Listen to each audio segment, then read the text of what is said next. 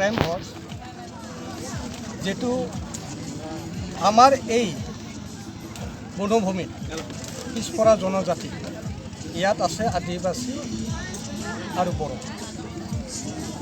এই আদিবাসী বড়োসকলে আজি 10 তাৰিখ জানুৱাৰী, এই জানুৱাৰীৰ আমি পিকনিক খাই আমি এটা ইউনিটি স্থাপন কৰিছোঁ। ইয়াত একতা হয়।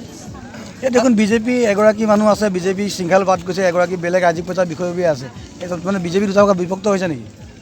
এই বিভক্তটো বৰ্তমান হোৱা নাই, একেলগতে আছে। আপোনালোকে কি বিচাৰিছে কওক? এটা আমি বিচাৰিছোঁ 2021 চনত অৰ্থাৎ আগন্তুক ইলেকশ্যনত আমাৰ এটা লোকেল মানে কেণ্ডিডেট লাগে, স্থানীয়, যাৰ ফলত অশোক সিঙালে ইয়াত একো কাম কৰা নাই, ডেভেলপৰ কাম একো কৰা নাই, আৰু বৰংশ বনভূমিত লক্ষ্মণ ৰেখাহে দিছে।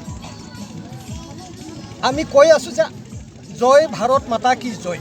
যদি ভাৰত মাতাৰ পৰা অহা গাখীৰ, টকা, চাউল, দালি এইবিলাক আনিবৰ বাবে আমাৰ এখন দলং, ভাল দলং নাই, ৰাস্তা নাই, বনভূমিত একোৱেই নাই, আনকি এটা ইউৰিনো দিয়া নাই। সেইকাৰণে আমি একতা হৈ আগন্তুক ইলেকশ্যনত যুঁজ কৰিব বিচাৰিছোঁ। যে যিহেতুকে আমাক প্ৰাপ্যৰ পৰা বঞ্চিত কৰি ৰাখিছে, সেইকাৰণে আমি কৈ আছোঁ অশোক সিঙাল হটাও, বিজেপি বাচাওক। এইবাৰ কাক বিচাৰে আপুনি? আমি এতিয়া তৰুণ চাহু ডাঙৰীয়া দেৱকে লোকেল হিচাপে তাকে আঁকোৱালি দিছোঁ আৰু আমি তাকে ভোট দিম।